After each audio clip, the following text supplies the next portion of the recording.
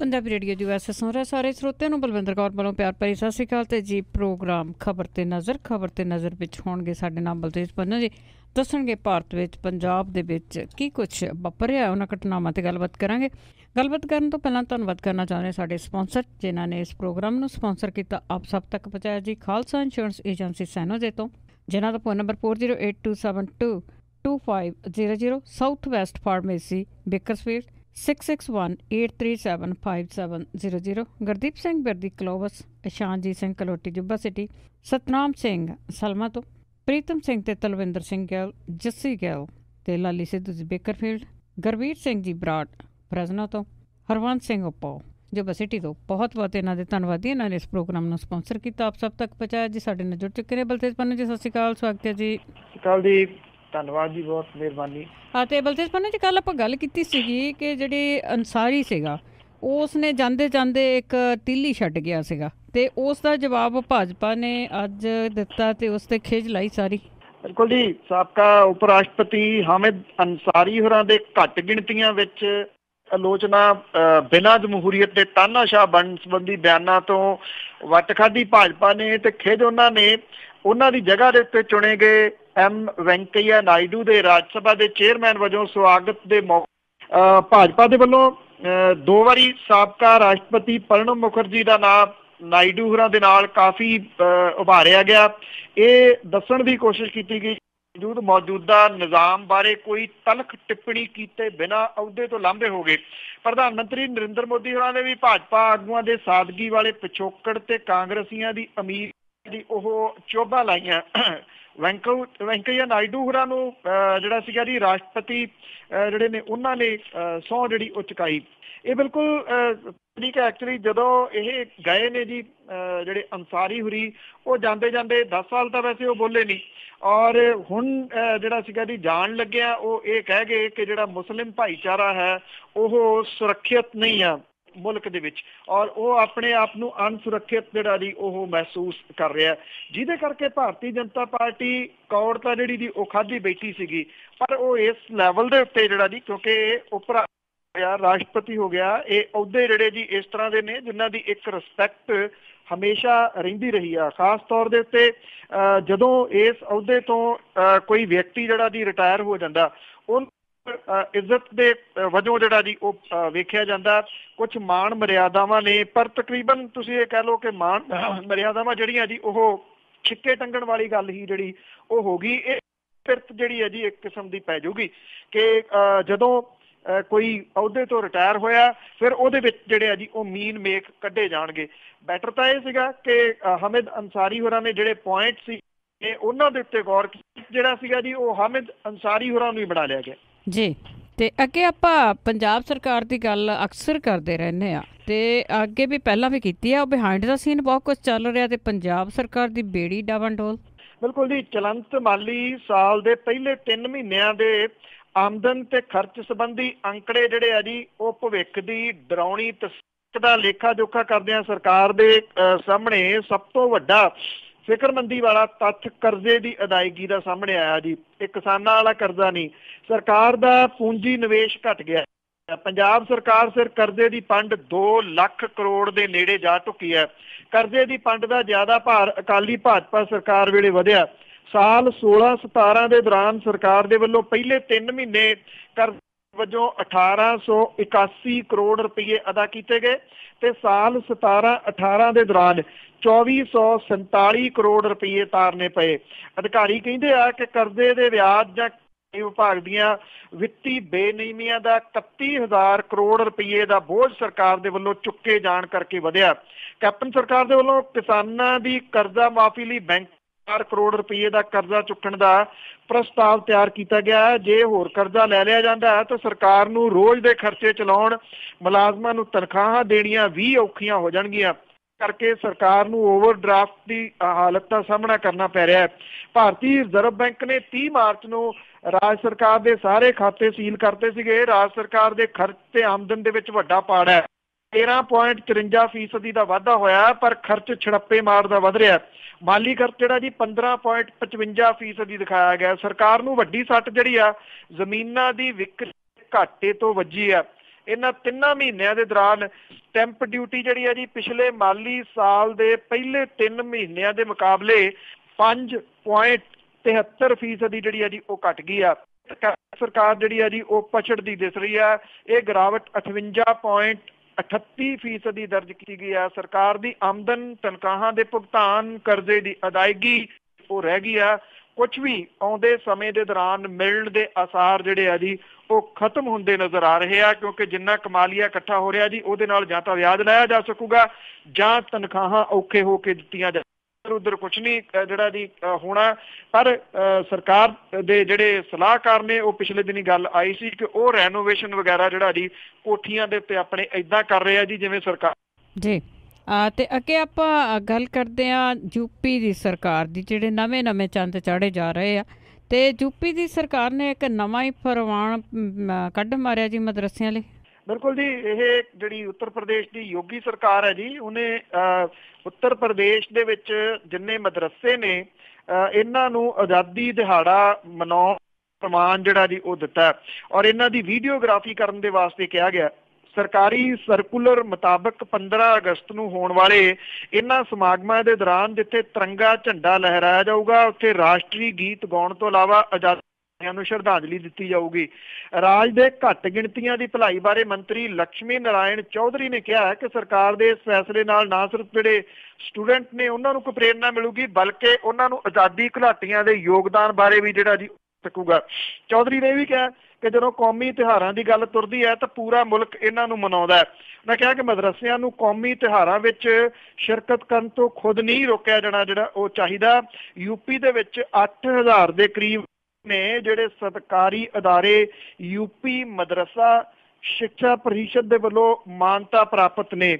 ਇਹ ਕਿਹਾ ਗਿਆ ਜੀ ਮੰਤਰੀ ਦੇ ਵੱਲੋਂ ਕਿ ਆਜ਼ਾਦੀ ਦੇ ਮੌਕੇ ਮਦਰਸਿਆਂ ਵਿੱਚ ਹੋਣ ਵਾਲੇ ਸਮਾਗਮਾਂ ਦੀ ਵੀਡੀਓਗ੍ਰਾਫੀ, ਫੋਟੋਗ੍ਰਾਫੀ ਦੋਵੇਂ ਜਿਹੜੇ ਆ ਜੀ ਉਹ ਕੀਤੇ ਜਾਣ।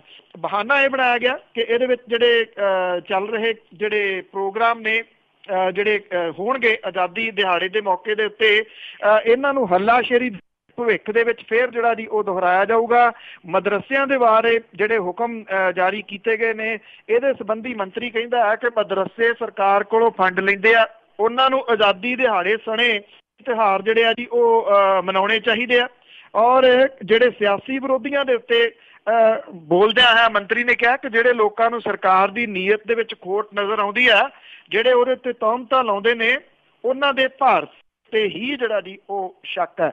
ਸੋ ਅਸਲ ਦੇ ਵਿੱਚ ਜਿਵੇਂ ਕਹਿੰਦੇ ਕਿ ਬਿੱਲੀ ਜਿਹੜੀ ਆ ਜੀ ਉਹ ਥੈਲੇ ਤੋਂ ਬਾਹਰ ਆਉਣ ਵਾਲੀ ਗੱਲ ਹੁੰਦੀ ਆ, ਇਹ ਤਾਂ ਬਿੱਲੀ ਨੇ ਜੀ, ਇਹ ਤਾਂ ਬਿੱਲੇ ਹੀ ਨੇ ਜੀ ਜਿਹੜੇ ਐਕਚੁਅਲੀ ਥੈਲੀ ਤੋਂ ਬਾਹਰ ਆ ਗਏ ਨੇ। ਔਰ ਹੌਲੀ ਹੌਲੀ ਜਿਹੜਾ ਹਿਡਨ ਜਿਹਦੀ ਗੱਲ ਜਦੋਂ ਕੇਂਦਰ ਦੇ ਵਿੱਚ ਸਰਕਾਰ ਆਈ ਸੀ ਉਸ ਟਾਈਮ ਵੀ ਪਾਈ ਸੀ ਕਿ ਜਿੱਦਣ ਹਿਡਨ ਏਜੰਡਾ ਇਹਨਾਂ ਦਾ ਸਾਹਮਣੇ ਆਇਆ ਉਸ ਦਿਨ ਲੋਕਾਂ ਨੂੰ ਜਿਹੜਾ ਜੀ ਉਹ ਪਤਾ ਲੱਗੂਗਾ ਕਿ ਕੀ ਕੁਝ ਜਿਹੜਾ ਜੀ ਉਹ ਹੋਣਾ। ਬਿਲਕੁਲ ਵੀ ਜੀ, ਜਦੋਂ ਜਿਹੜੀ ਮਾਨਸਿਕਤਾ ਜੀ ਉਹਨੂੰ ਗੁਲਾਮ ਮਾਨਸਿਕਤਾ ਬਣਾਉਣ ਦੀ ਇਹ ਉਸ ਪਾਸੇ ਵੱਲ ਨੂੰ ਜਿਹੜਾ ਜੀ ਉਹ ਤੁਰ ਪਏ ਨੇ ਕਿ ਜ਼ਬਰਦਸਤੀ ਕਰਾਉਣਗੇ ਸਭ ਕੁਝ। ਬਿਲਕੁਲ ਜੀ, ਪੂਰਾ ਭਗਮਾ ਕਰਨ ਤੇ ਹੋਏ ਨੇ। ਤੇ ਅੱਗੇ ਆਪਾਂ ਗੱਲ ਕਰਦੇ ਹਾਂ ਆਪਣੇ ਮੁੱਖ ਮੰਤਰੀ ਕੈਪਟਨ ਅਮਰਿੰਦਰ ਸਿੰਘ ਦੀ। ਮਾਲਵੇ ਦੇ ਵਿੱਚ ਇੱਕ ਨੌਜਵਾਨ ਨੇ ਜਿਸ ਤਰ੍ਹਾਂ ਟਰੈਂਡ ਹੀ ਬਣਿਆ ਹੋਇਆ ਵੀ ਕੁਝ ਖਾ ਲਓ ਤੇ ਦੁਨੀਆ ਤੋਂ ਚਲੇ ਜਾਵੋ, ਤੇ ਬਲਦੇ ਸਿਵਿਆਂ ਕੋਲੋਂ ਵਾਪਸ ਆ ਗਏ ਜੀ। ਇਹ ਪਿੰਡ ਗੁਰਥੜਾ ਪੈਂਦਾ ਡਿਸਟ੍ਰਿਕਟ ਬਠਿੰਡੇ ਦੇ ਵਿੱਚ, ਬੜਾ ਇਲਾਕੇ ਦੇ ਵਿੱਚ ਜਾਣਿਆ ਪਛਾਣਿਆ ਇਹ ਨੌਜਵਾਨ ਸੀਗਾ ਜਸਵੀਰ ਸਿੰਘ। ਔਰ ਏਰੀਏ ਦੇ ਵਿੱਚ ਬੜਾ ਹੌਸਲੇ ਵਾਲਾ ਜਿਹੜਾ ਜੀ ਉਹ ਮੰਨਿਆ ਜਾਂਦਾ ਸੀਗਾ, ਲੋਕਾਂ ਦੀ ਮਦਦ ਬਹੁਤ ਕਰਦਾ ਸੀਗਾ। ਇਹ ਕਿਹਾ ਜਾ ਰਿਹਾ ਜਦੋਂ ਇਹ ਕਿਉਂਕਿ ਖੁਦਕੁਸ਼ੀ ਕਰ ਗਿਆ ਜੀ, ਬਹੁਤ ਇਹਨੇ ਕੋਸ਼ਿਸ਼ ਕੀਤੀ ਆਪਣੀ ਜਿਹੜੀ ਜ਼ਿੰਦਗੀ ਸੀ ਉਹਨੂੰ ਲੀਹ ਦੇ ਉੱਤੇ। ਇਹ ਜਿਹੜਾ ਜੀ ਪਿੰਡ ਜਗਤਾਰ ਸਿੰਘ ਦੇ 2 ਨੌਜਵਾਨ ਬੇਟੇ ਨੇ, ਜਿਹਦੇ ਵਿੱਚੋਂ ਇਹ ਛੋਟਾ ਜਸਵੀਰ ਸਿੰਘ ਸੀਗਾ, ਉਹ ਖੇਤਾਂ ਦਾ ਬੋਝ ਨਹੀਂ ਝੱਲ ਸਕਿਆ। 12 ਲੱਖ ਰੁਪਏ ਦਾ ਕਰਜ਼ਾ ਹੈ ਇਸ ਪਰਿਵਾਰ ਦੇ ਸਿਰ। ਕੋਸ਼ਿਸ਼ ਉਹਨੇ ਬਹੁਤ ਹੌਲਾ ਕੀਤਾ, 2 ਫਸਲਾਂ ਲਗਾਤਾਰ ਜਵਾਬ ਦੇ ਗਈਆਂ। ਹੁਣ ਨਰਮੇ ਤੇ ਝੋਨੇ ਦੀ ਫਸਲ ਜਦੋਂ ਮੁਰਝਾ ਗਈ ਤਾਂ ਕਿਸਾਨ ਨੇ ਹਫ਼ਤਾ ਪਹਿਲਾਂ ਹਰ ਤਰ੍ਹਾਂ ਦੀ ਵਾਹ ਜਿਹੜੀ ਸੀ ਉਹ ਲਾਈ, ਪਰ ਅਖੀਰ ਦੇ ਉੱਤੇ ਔਰ ਜਦੋਂ ਇਹਦਾ ਸਿਵਾ ਜਿਹੜਾ ਜੀ ਉਹ ਬਲਿਆ ਸਮੁੱਚੇ ਇਲਾਕੇ ਦੇ ਵਿੱਚ, ਇਹ ਜਿਹੜਾ ਗੁਰਥੜਾ ਪਿੰਡ ਪੈਂਦਾ ਇਹਦੇ ਨੇੜੇ ਤੇੜੇ ਦੇ ਪਿੰਡਾਂ ਦੇ ਲੋਕ ਜਿਹੜੇ ਸੀਗੇ ਜੀ ਉਹ ਇਸ ਜਸਵੀਰ ਸਿੰਘ ਦੇ ਸਿਵੇ ਦੀਆਂ ਰਸਮਾਂ ਦੇ ਵਿੱਚ ਸ਼ਾਮਲ ਆਪਣੇ ਇਲਾਕੇ ਦੇ ਵਿੱਚ। ਕਿ ਇਹ ਉੱਥੇ ਇਸ ਵੇਲੇ ਗੱਲ ਚੱਲ ਰਹੀ ਹੈ ਕਿ ਪੂਰੇ ਇਲਾਕੇ ਦੇ ਵਿੱਚ ਚੁੱਲ੍ਹਾ ਨਹੀਂ ਬਲਿਆ ਜਿੰਨੀ ਦੇਰ ਤੱਕ ਇਹਦਾ ਸਿਵਾ ਜਿਹੜਾ ਜੀ ਉਹ ਨਹੀਂ ਬਲਿਆ। ਭਾਵ ਕਿ ਐਡਾ ਵੱਡਾ ਨੌਜਵਾਨ ਦੀ ਮੌਤ ਦਾ। ਜਿਹੜੇ ਪੰਜਾਬ ਦੇ ਮੁੱਖ ਮੰਤਰੀ ਨੇ ਜੀ ਕੈਪਟਨ ਅਮਰਿੰਦਰ ਸਿੰਘ ਹੋਰੀ ਕੱਲ ਮਾਨਸਾ ਡਿਸਟ੍ਰਿਕਟ ਦੇ ਵਿੱਚ ਗਏ ਸਨ, ਜਿੱਥੇ ਉਹਨਾਂ ਨੇ ਜਿਹੜੀ ਚਿੱਟੀ ਮੱਖੀ ਦਾ ਹਮਲਾ ਹੋ ਰਿਹਾ ਜੀ ਉਹਦਾ ਜਾਇਜ਼ਾ ਲਿਆ। ਜਿਹੜੇ ਨਕਲੀ ਪੈਸਟੀਸਾਈਡ ਦਵਾਈਆਂ ਵਾਲੇ ਨੇ ਉਹਨਾਂ ਦੇ ਉੱਤੇ ਸ਼ਿਕੰਜਾ ਜਿਹੜਾ ਜੀ ਉਹ ਕੱਸਿਆ ਜਾਊਗਾ। ਲੋਕ ਇਸ ਗੱਲੋਂ ਉਡੀਕ ਰਹੇ ਸਨ ਕਿ ਸ਼ਾਇਦ ਜਿਹੜੇ ਮੁੱਖ ਮੰਤਰੀ ਨੇ ਜੀ ਉਹ ਉਹਦੇ ਸੰਸਕਾਰ ਦੇ ਨੇੜੇ ਤੇੜੇ ਜਿਹੜਾ ਜੀ ਉਹ ਪਹੁੰਚਦੇ ਤੇ ਦੁੱਖ ਦਰਦ ਥੋੜਾ ਜਿਹੜਾ ਉਹ ਵੰਡਾਉਂਦੇ, ਕਿਉਂਕਿ ਬਹੁਤਾ ਦੂਰ ਨਹੀਂ ਸੀ ਇਹ ਪਿੰਡ ਜਿੱਥੇ ਮੁੱਖ ਮੰਤਰੀ ਹੋਰਾਂ ਦਾ ਕੱਲ ਦੌਰਾ ਸੀਗਾ। ਪੂਰੇ ਇਲਾਕੇ ਦੇ ਵਿੱਚ ਜਿੱਥੇ ਸੋਗ ਜਸਵੀਰ ਵੀ ਜਿਹੜਾ ਜੀ ਵੱਡਾ ਸੋਗ ਹੈ ਕਿ ਇਹ ਜਿਹੜੀਆਂ ਖੁਦਕੁਸ਼ੀਆਂ ਰੋਜ਼ ਹੋ ਰਹੀਆਂ ਨੇ, ਜਸਵੀਰ ਸਿੰਘ ਦੀ ਇੱਕ ਖੁਦਕੁਸ਼ੀ ਨਹੀਂ ਹੋਈ ਦਿਨ 'ਚ, ਮੈਂ ਵੀ ਦੱਸ ਦਵਾਂ 2 ਹੋਰ ਹੋਈਆਂ ਨੇ।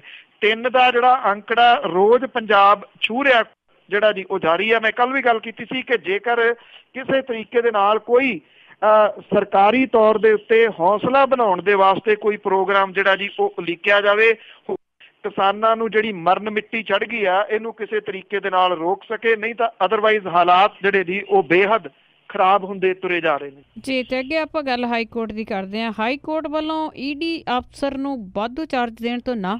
ਐਕਚੁਅਲੀ ਜੀ ਇਹ ਦੂਜੀ ਵਾਰ ਹੈ। ਇਹ ਤੋਂ ਪਹਿਲਾਂ ਵੀ ਜਿਹੜੇ ਇਨਫੋਰਸਮੈਂਟ ਡਾਇਰੈਕਟੋਰੇਟ ਦੇ ਡਾਇਰੈਕਟਰ ਨੇ ਜੀ ਨਰਿੰਜਨ ਸਿੰਘ ਹੋਰੀ, ਉਹਨਾਂ ਨੂੰ ਜਿਹੜੀ ਆ ਉਹ ਕੀਤੀ ਗਈ ਆ ਸਿੰਥੈਟਿਕ ਡਰੱਗ ਕੇਸ ਦੇ ਵਿੱਚ ਜਗਦੀਸ਼ ਭੋਲੇ ਦੇ ਮਾਮਲੇ ਦੀ ਜਾਂਚ ਕਰ ਰਹੇ ਨਰਿੰਜਨ ਸਿੰਘ ਹੁਣਾਂ ਨੂੰ ਇਨਫੋਰਸਮੈਂਟ ਡਾਇਰੈਕਟਰ ਉਹਨਾਂ ਨੂੰ ਦਿੱਲੀ ਦੇ ਦਫ਼ਤਰ ਦਾ ਜਿਹੜਾ ਜੀ ਉਹ ਵਾਧੂ ਜ਼ਿੰਮੇਵਾਰੀਆਂ ਦਿੱਤੀਆਂ ਜਾ ਰਹੀਆਂ ਨੇ। ਇਹਨੂੰ ਜਿਹੜਾ ਜੀ ਹਾਈ ਕੋਰਟ ਨੇ ਇਸ ਮਾਮਲੇ ਨੂੰ ਆਪਣੇ ਹੱਥਾਂ ਦੇ ਵਿੱਚ ਲਿਆ, ਸੁਣਾਇਆ। ਉਹਦੇ ਵਿੱਚ ਇਹ ਗੱਲ ਜਿਹੜੀ ਇਹਦੀ ਆਖੀ ਗਈ ਆ ਕਿ ਨਰਿੰਜਨ ਸਿੰਘ ਹੋਰਾਂ ਨੂੰ ਦਿੱਲੀ ਦੇ ਈਡੀ ਦਫ਼ਤਰ ਦੀ ਵਾਧੂ ਜ਼ਿੰਮੇਵਾਰੀ ਨਹੀਂ ਦਿੱਤੀ ਜਾ ਸਕਦੀ। ਹਾਈ ਕੋਰਟ ਨੇ ਆਪਣੇ ਫੈਸਲੇ ਦੇ ਵਿੱਚ ਕਿਹਾ ਹੈ ਕਿ ਮੁਲਜ਼ਮਾਂ ਦੀ ਜਾਂਚ ਪੜਤਾਲ ਅਜੇ ਪੂਰੀ ਨਹੀਂ ਹੋਈ। ਇਸ ਪੜਾਅ ਦੇ ਉੱਤੇ ਜਾਂਚ ਕਰ ਰਹੇ ਨਰਿੰਜਨ ਸਿੰਘ ਹੋਰਾਂ ਦਾ ਧਿਆਨ ਹੋਰ ਕੰਮਾਂ ਦੇ ਵਿੱਚ ਲਾਉਣ ਲਈ ਉਹਨੂੰ ਵਾਧੂ ਜ਼ਿੰਮੇਵਾਰੀਆਂ ਨਹੀਂ ਦਿੱਤੀਆਂ। ਵੱਲੋਂ ਇਹ ਦੂਜਾ ਮੌਕਾ ਹੈ ਜਦੋਂ ਕਿ ਨਰਿੰਜਨ ਸਿੰਘ ਨੂੰ ਹਟਾਉਣ ਦੀ ਕੋਸ਼ਿਸ਼ ਜਿਹੜੀ ਹੈ ਜੀ ਉਹ ਕੀਤੀ ਗਈ ਹੋਵੇ। 1 ਜਨਵਰੀ 15 ਦੇ ਵਿੱਚ ਨਰਿੰਜਨ ਸਿੰਘ ਹੋਰਾਂ ਨੂੰ ਕੋਲਕਾਤਾ ਦੇ ਇਨਫੋਰਸਮੈਂਟ ਡਾਇਰੈਕਟਰ ਦੇ ਦਫ਼ਤਰ ਵਿੱਚ ਬਦਲ ਦਿੱਤਾ ਗਿਆ ਸੀ। ਜਦੋਂ ਬਿਕਰਮ ਸਿੰਘ ਮਜੀਠੀਆ ਨੂੰ ਇਨਫੋਰਸਮੈਂਟ ਡਾਇਰੈਕਟਰ ਦੇ ਜਿਹੜਾ ਦਫ਼ਤਰ ਆ ਜੀ ਉਹਨੇ ਤਲਬ ਕੀਤਿਆਂ ਉਹਨੂੰ 20 ਦਿਨ ਉਦੋਂ ਹੋਏ ਸੀਗੇ। ਈਡੀ ਦਫ਼ਤਰ ਦੇ ਵੱਲੋਂ 31 ਜੁਲਾਈ ਨੂੰ ਦਾਇਰ ਇੱਕ ਹੋਰ ਅਰਜ਼ੀ ਦੇ ਉੱਤੇ ਫੈਸਲਾ ਦਿੰਦਿਆਂ ਹੋਇਆ ਅਦਾਲਤ ਨੇ ਕਿਹਾ ਦੀ ਸਹਾਇਤਾ ਲਈ 2 ਸਹਾਇਕ ਡਾਇਰੈਕਟਰ ਨਿਯੁਕਤ ਕੀਤੇ ਜਾ ਸਕਦੇ ਨੇ, ਨਾ ਕਿ ਕੋਈ ਹੇਠਲੇ ਰੈਂਕ ਦੇ ਅਧਿਕਾਰੀਆਂ ਨੂੰ ਉਹਨਾਂ ਦੇ ਨਾਲ ਜਿਹੜਾ ਜੀ ਉਹ ਲਾਇਆ ਜਾਵੇ। ਇਹ ਇੱਕ ਕਿਸਮ ਦੇ ਨਾਲ ਈਡੀ ਨੂੰ ਜਿਹੜਾ ਜੀ ਉਹ ਝਟਕਾ ਦਿੱਤਾ ਹਾਈ ਕੋਰਟ ਨੇ ਕਿ ਜਿਹੜੇ ਉਹ ਮਾਮਲੇ ਦੀ ਜਾਂਚ ਕਰ ਰਹੇ ਆ ਉਹਨਾਂ ਨੂੰ ਇਸ ਪਾਸੇ ਤੋਂ ਧਿਆਨ ਕਿਸੇ ਵੀ ਹਾਲਤ ਦੇ ਵਿੱਚ ਡਾਈਵਰਟ ਨਹੀਂ ਕਰਨ ਦਿੱਤਾ ਜਾਊਗਾ। ਹਾਂਜੀ, ਤੇ ਅੱਗੇ ਆਪਾਂ ਗੱਲ ਕਰਦੇ ਹਾਂ ਕਿ ਜਿਸ ਤਰ੍ਹਾਂ ਬੇਰੁਜ਼ਗਾਰ ਆ, ਬਹੁਤ ਸਾਰੇ ਲੋਕ ਬੇਰੁਜ਼ਗਾਰ ਆ, ਰੋਜ਼ ਹੀ ਕੁਛ ਨਾ ਕੁਛ ਹੁੰਦਾ ਆ। ਪਰ ਮੋਗੇ ਜ਼ਿਲ੍ਹੇ ਦੇ ਵਿੱਚ ਇੱਕ ਸਕੂਲ ਇੱਕ ਪਿੰਡ ਦੇ ਵਿੱਚ ਜਿੱਥੇ 5 ਸਾਲਾਂ ਤੋਂ ਇੱਕੋ ਹੀ ਟੀਚਰ। ਅਤੇ ਇਹ ਡਿਪਾਰਟਮੈਂਟ ਦੇ ਨੇ। ਇਹ ਮੋਗਾ ਜ਼ਿਲ੍ਹੇ ਦਾ ਬਲਾਕ ਧਰਮਕੋਟ ਦੇ ਵਿੱਚ ਪੈਂਦਾ ਜੀ। ਇਹ ਪਿੰਡ ਜਿਹੜਾ ਸਰਕਾਰੀ ਮਿਡਲ ਸਕੂਲ ਹੈ, 5 ਸਾਲਾਂ ਤੋਂ ਇੱਕੋ ਟੀਚਰ ਇੱਥੇ ਜਿਹੜਾ ਹੈਗਾ ਜੀ 6ਵੀਂ 7ਵੀਂ ਤੇ 8ਵੀਂ ਉਹ ਹਰ ਰੋਜ਼ 27 ਪੀਰੀਅਡ ਜਿਹੜੇ ਆ ਜੀ ਉਹ ਲਾ ਰਿਹਾ। ਔਰ ਸਕੂਲ ਦਾ ਪ੍ਰਬੰਧ ਭਾਵ ਕਿ ਹੈਡਮਾਸਟਰ ਵੀ ਉਹੀ ਆ, ਕਲਰਕ ਵੀ ਉਹੀ ਆ, ਪੀਐਨ ਵੀ ਉਹੀ ਆ ਜੀ। ਔਰ ਲੈਂਦਾ ਨੀਗਾ ਜੀ ਜਿਹੜਾ ਇਹ ਟੀਚਰ ਹੈ ਲਵਪ੍ਰੀਤ ਕੁਮਾਰ ਹੈ ਇਹ। ਔਰ ਐਮਰਜੈਂਸੀ ਦੇ ਵਿੱਚ ਛੁੱਟੀ ਲੈਣੀ ਪੈ ਜਾਏ ਤੇ ਸਕੂਲ ਨੂੰ ਫਿਰ ਤਾਲਾ ਜਿਹੜਾ ਜੀ ਉਹ ਲੱਗਿਆ ਰਹਿੰਦਾ। ਪਿਛਲੇ 10 ਸਾਲਾਂ ਦੇ ਵਿੱਚ ਜਿਹੜੇ ਵਿਧਾਇਕ ਜਥੇਦਾਰ ਤੋਤਾ ਸਿੰਘ ਰਹੇ ਆ, ਜਿਹੜੇ ਅਕਾਲੀ ਭਾਜਪਾ ਸਰਕਾਰ ਦੇ ਵਿੱਚ ਸਿੱਖਿਆ ਮੰਤਰੀ ਵੀ ਰਹਿ ਚੁੱਕੇ ਆ। ਨਵੀਂ ਸਰਕਾਰ ਜਿਹੜੀ ਹੈ ਜੀ ਇਹਦੇ ਕਾਂਗਰਸੀ ਵਿਧਾਇਕ ਸੁਖਜੀਤ ਸਿੰਘ ਕਾਕਾ ਨੇ ਜੀ ਇੱਥੋਂ ਔਰ ਜੀ ਉਹ ਕਰ ਰਹੇ ਨੇ। ਪਿਛਲੇ 5 ਸਾਲਾਂ ਤੋਂ ਤਾਂ ਅਜੇ ਤੱਕ ਜਿਹੜਾ ਜੀ ਉਹ ਨਹੀਂ ਹੋ ਸਕੀ ਜੀ। ਇੱਥੇ ਕਿਹਾ ਜਾ ਰਿਹਾ ਜੀ ਕਿ ਪਹਿਲਾਂ ਡੈਪੂਟੇਸ਼ਨ ਦੇ ਉੱਤੇ ਇੱਕ ਹੋਰ ਟੀਚਰ ਆਉਂਦਾ ਹੁੰਦਾ ਸੀਗਾ, ਪਰ ਉਹਦੀ ਉਹ ਬਦਲੀ ਕਰਤੀ ਗਈ ਹੈ। ਕਾਂਗਰਸ ਸਰਕਾਰ ਨੇ ਡੈਪੂਟੇਸ਼ਨ ਵੀ ਬੰਦ ਕਰਤੀ ਹੈ। 3 ਕਲਾਸਾਂ ਨੂੰ ਲਗਾਤਾਰ 27 ਪੀਰੀਅਡ ਜਿਹੜੇ ਆ ਜੀ ਉਹ ਲੈਣ ਦੇ ਵਿੱਚ ਇਹਨੂੰ ਮੁਸ਼ਕਲ ਆ ਰਹੀ ਹੈ। ਸਕੂਲ ਪ੍ਰਬੰਧਨ ਤੇ ਬਾਕੀ ਜਿਹੜਾ ਜੀ ਉਹ ਕੰਮਕਾਰ ਸਾਰੇ ਦਾ ਸਾਰਾ ਉਹਨੂੰ ਕਾਗਜ਼ੀ ਕਾਰਵਾਈ ਸਿੱਖਿਆ ਵਿਭਾਗ ਦੇ ਵੱਲੋਂ ਕਰਵਾਈ ਜਾਂਦੀ ਹੈ। ਉਹ ਇਹ ਕਹਿੰਦਾ ਕਿ ਆਪਣੇ ਘਰੇ ਜਾ ਕੇ ਜਿਹੜਾ ਜੀ ਉਹ ਕਰਦਾ। ਜਿੱਥੇ ਇਸ ਲਵਪ੍ਰੀਤ ਕੁਮਾਰ ਦੀ ਜਿਹੜੀ ਹੈ ਜੀ ਕਮਿਟਮੈਂਟ ਉਹ ਕਮਾਲ ਹੈ। ਦੂਜੀ ਇਹ ਦੇਖੋ ਕਿ ਇਹ ਪੰਜਾਬ ਦਾ ਇੱਕ ਸਕੂਲ ਹੈ ਜਿਹਦੇ ਵਿੱਚ 5 ਸਾਲਾਂ ਤੋਂ ਕੁਛ ਵੀ ਜਿਹੜਾ ਜੀ ਉਹ ਬਦਲਿਆ ਨਹੀਂ, ਇੱਕੋ ਟੀਚਰ ਆ ਜਿਹੜੇ 67 ਬੱਚਿਆਂ ਦੇ 27 ਪੀਰੀਅਡ ਰੋਜ਼ ਲੈ ਰਿਹਾ ਜੀ। ਇਹ ਸਿੱਖਿਆ ਢਾਂਚਾ ਹੈ ਜੀ ਜੀ, ਬਿਲਕੁਲ ਬਹੁਤ ਹੀ ਵਧੀਆ ਸਿੱਖਿਆ ਢਾਂਚਾ ਜੀ ਇੱਥੇ ਦਾ। ਤੇ ਅੱਗੇ ਆਪਾਂ ਖਹਿਰੇ ਦੀ ਜੇ ਗੱਲ ਕਰੀਏ, ਉਸਨੇ ਨਿਰੰਗ ਕਮਿਸ਼ਨ ਦੀ ਰਿਪੋਰਟ ਨੂੰ ਲੈ ਕੇ ਸਰਕਾਰ ਤੇ ਵਾਰ ਕੀਤੇ। ਜੀ ਐਕਚੁਅਲੀ ਹਾਲਾਂਕਿ ਜਿਹੜੀ ਜਸਟਿਸ ਰਿਟਾਇਰਡ ਨਾਰੰਗ ਹੋਰਾਂ ਦੀ ਜਿਹੜੀ ਰਿਪੋਰਟ ਹੈ, ਕਮਿਸ਼ਨ ਦੀ ਰਿਪੋਰਟ ਹੈ, ਉਹ ਮੁੱਖ ਮੰਤਰੀ ਹੋਰਾਂ ਦੇ ਕੋਲੇ ਉਹਨਾਂ ਨੇ ਸਬਮਿਟ ਕਰਵਾਈ ਹੈ। ਮੁੱਖ ਮੰਤਰੀ ਉਹਨਾਂ ਨੇ ਚੀਫ ਸੈਕਟਰੀ ਨੂੰ ਜਿਹੜਾ ਜੀ ਉਹ ਇਹ ਰਿਪੋਰਟ ਭੇਜੀ ਹੈ। ਇਹ ਕਿਹਾ ਦੇ ਵਿੱਚ ਜਿਹੜੀ ਹੈ ਜੀ ਉਹ ਆਪਣਾ ਉਹਦੇ ਉੱਤੇ ਲਿਖ ਕੇ ਭੇਜਣ। ਹਾਲਾਂਕਿ ਇਹ ਜਨਤਕ ਨਹੀਂ ਹੋਈ, ਪਰ ਸੁਖਪਾਲ ਸਿੰਘ ਖਹਿਰਾ ਹੋਰਾਂ ਨੇ ਇਹ ਕਿਹਾ ਜੀ ਕਿ ਉਹਨਾਂ ਦੇ ਜਿਹੜੇ ਸੋਰਸ ਨੇ ਹੋਰਾਂ ਨੂੰ ਕਲੀਨ ਚਿੱਟ ਜਿਹੜੀ ਆ ਜੀ ਉਹ ਦੇ ਦਿੱਤੀ ਗਈ ਆ। ਇਹਦੇ ਵਿੱਚ ਇਹ ਕਿਹਾ ਗਿਆ ਕਿ ਸਰਕਾਰ ਨੂੰ ਕਿਸੇ ਕਿਸਮ ਦਾ ਕੋਈ ਘਾਟਾ ਜਿਹੜਾ ਜੀ ਉਹ ਪਿਆ ਨਹੀਂ। ਸੁਖਪਾਲ ਸਿੰਘ ਖਹਿਰਾ ਹੋਰਾਂ ਨੇ ਇਹਦੇ ਉੱਤੇ ਸਵਾਲ ਉਠਾਏ ਨੇ। ਇੱਕ ਰਸੋਈਆ ਉਹ 23 ਕਰੋੜ ਰੁਪਏ ਦੀਆਂ ਖੱਡਾਂ ਕਿਵੇਂ ਲੈ ਗਿਆ, ਇਹ ਜਾਂਚ ਦੇ ਵਿੱਚ ਪਾਇਆ ਹੀ ਨਹੀਂ ਗਿਆ। ਉਹਨਾਂ ਨੇ ਇਹ ਕਿਹਾ ਕਿ ਅਸੀਂ MLA ਜਿਹੜੇ 10 ਦੇ ਕਰੀਬ ਮਿਲੇ ਸੀਗੇ ਜਾਂਚ, ਜਿਹੜੇ ਅਸੀਂ ਸਬੂਤ ਦਿੱਤੇ ਸੀ ਉਹ ਮੰਨੇ ਹੀ ਨਹੀਂ ਗਏ, ਉਹ ਰੱਖੇ ਹੀ ਨਹੀਂ ਗਏ। ਇਹ ਕਿਹਾ ਗਿਆ ਕਿ ਤੁਸੀਂ ਧਿਰ ਨਹੀਂ। ਉਹਨਾਂ ਨੇ ਕਿਹਾ ਕਿ ਅਸੀਂ ਧਿਰ ਹਾਂ, ਅਸੀਂ ਵਿਰੋਧੀ ਧਿਰ ਆ, ਔਰ MLA ਜਿਹੜੇ ਲੋਕਾਂ ਦੇ ਚੁਣੇ ਹੋਏ ਨੁਮਾਇੰਦੇ ਨੇ, ਇਸ ਕਰਕੇ ਸਰਕਾਰ ਦੇ ਵਿੱਚ ਉਹ ਵੀ ਧਿਰ। ਗੱਲ ਜਿਹੜੀ ਕਹੀ ਕਿ ਜਿਹੜੀ ਇਹ ਰਿਪੋਰਟ ਆ ਇਹਨੂੰ ਸਰਕਾਰ ਜਨਤਕ ਕਰੇ ਤਾਂ ਕਿ ਲੋਕਾਂ ਨੂੰ ਪਤਾ ਲੱਗ ਸਕੇ ਕਿ 90 ਸਫ਼ਿਆਂ ਦੀ ਇਹ ਰਿਪੋਰਟ ਜਿਹੜੀ ਜਸਟਿਸ ਨਾਰੰਗ ਕਮਿਸ਼ਨ ਨੇ ਬਣਾਈ ਆ, ਇਹਦੇ ਵਿੱਚ ਉਠਾਇਆ ਕਿ ਸੁਖਪਾਲ ਸਿੰਘ ਖਹਿਰਾ ਹੋਰਾਂ ਨੇ ਕਿ ਉਹਨਾਂ ਨੇ ਪਹਿਲਾਂ ਹੀ ਦੱਸ ਦਿੱਤਾ ਸੀਗਾ ਕਿ ਜਿਹੜੇ ਸਾਬਕਾ ਜਸਟਿਸ ਨਾਰੰਗ ਨੇ ਇਹਨਾਂ ਦੇ ਡਾਇਰੈਕਟ ਸਬੰਧ ਜਿਹੜੇ ਜੀ ਉਹ ਹੈਗੇ ਨੇ, ਦੇ ਉਹ ਜਿਹੜੇ ਕਈ ਕੇਸ ਨੇ ਉਹ ਲੜ ਰਹੇ ਨੇ। ਸੁਖਪਾਲ ਸਿੰਘ ਖਹਿਰਾ ਹੋਰਾਂ ਨੇ ਇਹ ਵੀ ਕਿਹਾ ਕਿ ਜੇ 24 ਘੰਟੇ ਉਹਨਾਂ ਨੂੰ ਦਿੱਤੇ ਜਾਣ, ਸਰਕਾਰ ਜਿਹੜੀ ਆ ਜੀ ਉਹ ਦੇਵੇ, ਤਾਂ ਉਹ ਸਾਰੇ ਦੇ ਸਾਰੇ ਸਬੂਤ ਜਿਹੜੇ ਆ ਜੀ ਉਹ ਲਾ ਕੇ ਕਰ ਸਕਦੇ ਆ। ਉਹਨਾਂ ਨੇ ਇਹ ਕਿਹਾ ਕਿ ਇਹ ਜਿਹੜਾ ਕਮਿਸ਼ਨ ਸੀਗਾ ਜੀ, ਇਹਦੇ ਰਿਪੋਰਟ ਤੋਂ ਬਾਅਦ ਸਰਕਾਰ ਨੇ ਇਹ ਕਰ ਦਿੱਤਾ ਕਿ ਜਿਹੜੀ ਰਿਸ਼ਵਤ ਹੈ ਜਾਂ ਜਿਹੜੀ ਕਰਪਸ਼ਨ ਪਹਿਨਾ ਦਿੱਤਾ ਜੀ। ਤੇ ਆਪਾਂ ਲਾਸਟ ਸਵਾਲ ਹੈ ਮੇਰਾ ਜੀ ਪਨੂ ਜੀ, ਕਿ ਭਾਰਤ ਨੇ ਸਿੱਕਮ ਤੇ ਅਰੁਣਾਚਲ ਦੇ ਬਾਰਡਰ ਦੇ ਉੱਤੇ ਫੌਜਾਂ ਵਧਾ ਦਿੱਤੀਆਂ। ਦੇਖੋ ਜੀ, ਭਾਰਤ ਨੇ ਸਿੱਕਮ ਤੇ ਅਰੁਣਾਚਲ ਪ੍ਰਦੇਸ਼ ਦੇ ਨਾਲ ਲੱਗਣ ਵਾਲੀ ਚਾਈਨਾ ਦੀ ਜਿਹੜੀ ਸਰਹੱਦ ਹੈ ਉਹਦੇ ਉੱਤੇ ਫੌਜ ਜਿਹੜੀ ਹੈ ਜੀ ਉਹਦੀ ਨਫਰੀ ਵਧਾਈ ਆ। ਫੌਜ ਦੀ ਇੱਥੇ ਜਿਹੜੀ ਡੇਲੀ ਇਹਨਾਂ ਦੀਆਂ ਰੂਟੀਨਸ ਹੁੰਦੀਆਂ ਨੇ, ਉਹਦਾ ਵੀ ਜਿਹੜਾ ਜੀ ਕਾਫੀ ਵਧਿਆ। ਡੋਕਲਾਮ ਦੇ ਵਿੱਚ ਕੰਟਰੋਵਰਸੀ ਨੂੰ ਲੈ ਕੇ ਚਾਈਨਾ ਦੀ ਯੁੱਧ ਦੀਆਂ ਧਮਕੀਆਂ ਤੇ ਉਹਦਾ ਜਿਹੜਾ ਸਰਕਾਰ ਨੇ ਇਹ ਕਦਮ ਉਠਾਇਆ ਦੱਸਿਆ ਜਾਂਦਾ ਹੈ। ਭਾਰਤ, ਚੀਨ, ਭੂਟਾਨ ਦੇ ਟ੍ਰਾਈਜੰਕਸ਼ਨ ਡੋਕਲਾਮ ਦੇ ਵਿੱਚ ਫੌਜ ਨੂੰ ਨਹੀਂ ਵਧਾਇਆ ਗਿਆ। 2 ਮਹੀਨੇ ਤੋਂ ਇੱਥੇ ਚਾਈਨਾ ਦੀ ਫੌਜ ਦੇ ਨਾਲ ਸੈਨਿਕ ਹੀ ਇੱਥੇ ਜਿਹੜੇ ਦੀ ਪੋਜੀਸ਼ਨ ਦੇ ਉੱਤੇ ਨੇ। ਅਧਿਕਾਰੀਆਂ ਨੇ ਦੱਸਿਆ ਕਿ ਸਿੱਕਮ ਤੋਂ ਅਰੁਣਾਚਲ ਪ੍ਰਦੇਸ਼ ਦੀ 1400 ਕਿਲੋਮੀਟਰ ਲੰਬੀ ਚਾਈਨੀਜ਼ ਜਿਹੜੀ ਸਰਹੱਦ ਹੈ ਇਹਦਾ ਜਾਇਜ਼ਾ ਲੈ ਇਸ ਵੇਲੇ ਤੇਵਰ ਨੇ, ਉਹਨੂੰ ਵੇਖਦਿਆਂ ਹੋਇਆ ਇਹ ਫੌਜ ਜਿਹੜੀ ਹੈ ਜੀ ਉਹ ਵਧਾਈ ਗਈ ਹੈ। ਰੱਖਿਆ ਵਿਭਾਗ ਦੇ ਜਿਹੜੇ ਸੂਤਰ ਨੇ ਉਹ ਦੱਸਦੇ ਨੇ ਕਿ 45,000 ਫੌਜੀ ਜਿਹੜੇ ਨੇ ਉਹ ਕਿਸੇ ਵੀ ਸਮੇਂ ਸਰਹੱਦ ਦੇ ਉੱਤੇ ਭੇਜਣ ਵਾਸਤੇ ਜਿਹੜਾ ਜੀ ਉਹ ਕਿਹਾ ਗਿਆ। ਉਧਰ ਚਾਈਨਾ ਨੇ ਕੱਲ ਭਾਰਤੀ ਮੀਡੀਆ ਨੂੰ ਜਿਹੜਾ ਸੀਗਾ ਜੀ ਉਹ ਸੱਦ ਕੇ ਆਪਣੇ ਹਥਿਆਰ ਵਿਖਾਏ। ਇਹ ਆਖਿਆ ਕਿ ਭਾਰਤ ਇਹ ਨਾ ਸਮਝੇ ਕਿ ਇਹ ਚਾਈਨੀਜ਼ ਖਿਡੌਣੇ ਨੇ। ਇਹਦੇ ਵਿੱਚ ਭਾਰਤੀ ਮੀਡੀਆ ਨੂੰ ਹੀ ਸੱਦਾ ਜਿਹੜਾ ਜੀ ਉਹ ਦਿੱਤਾ ਗਿਆ ਸੀਗਾ। ਇਹ ਇੱਕ ਕਿਸਮ ਦੇ ਨਾਲ ਚਾਈਨਾ ਨੇ 15 ਅਗਸਤ ਜਦੋਂ ਭਾਰਤ ਵੀ ਆਪਣੇ ਹਥਿਆਰਾਂ ਦੀ ਜਿਹੜੀ ਹੈ ਜੀ ਉਹ ਪ੍ਰਦਰਸ਼ਨੀ ਕਰਦਾ, ਉਦੋਂ ਪਹਿਲਾਂ ਜਿਹੜੇ ਆ ਜੀ ਉਹ ਦਿਖਾਏ ਆ ਕਿ ਸਾਡੇ ਕੋਲੇ ਚਲਾਉਣ ਦੇ ਵਾਸਤੇ ਕਿਹੜੇ ਕਿਹੜੇ ਹਥਿਆਰ ਨੇ ਜੇਕਰ ਜ਼ਰੂਰਤ ਪਈ। ਦੋਨਾਂ ਮੁਲਕਾਂ ਦੇ ਵਿਚਾਲੇ ਜਿਹੜਾ ਤਣਾਅ ਆ ਜੀ, ਇਹ ਸ਼ਬਦੀ ਜੰਗ ਪਿਛਲੇ 2 ਮਹੀਨੇ, ਇੱਕ ਦਿਨ ਉਹਨਾਂ ਦਾ ਬਿਆਨ ਆਉਂਦਾ, ਦੂਜੇ ਦਿਨ ਇਹ ਜਵਾਬ ਦਿੰਦੇ ਨੇ, ਫਿਰ ਇਹਨਾਂ ਦਾ ਬਿਆਨ ਆਉਂਦਾ ਤੇ ਉਹ ਜਵਾਬ ਦਿੰਦੇ ਨੇ। ਇਹ ਨਿਰੰਤਰ ਜਾਰੀ ਹੈ। ਜੀ ਥੈਂਕ ਯੂ ਜੀ, ਬਹੁਤ ਬਹੁਤ ਧੰਨਵਾਦ, ਸਤਿ ਸ਼੍ਰੀ ਅਕਾਲ ਜੀ। ਤੇ ਸੋ ਤੇ ਸਾਨਾ ਬਲਤੇਜ ਪੰਨੂ ਜੀ ਜੋ ਸਾਡੇ ਨਾਲ ਜੁੜਦੇ ਨੇ, ਕਰਦੇ ਨੇ ਖਬਰਾਂ। ਹੁਣ ਇਸੇ ਦੇ ਨਾਲ ਅੱਜ ਦਾ ਬੁਲਟਨ ਇੱਥੇ ਹੀ ਸਮਾਪਤ। ਬਲਵਿੰਦਰ ਕੌਰ ਵੱਲੋਂ ਵੀ ਪਿਆਰ ਭਰੀ ਸਤਿ ਸ਼੍ਰੀ ਅਕਾਲ।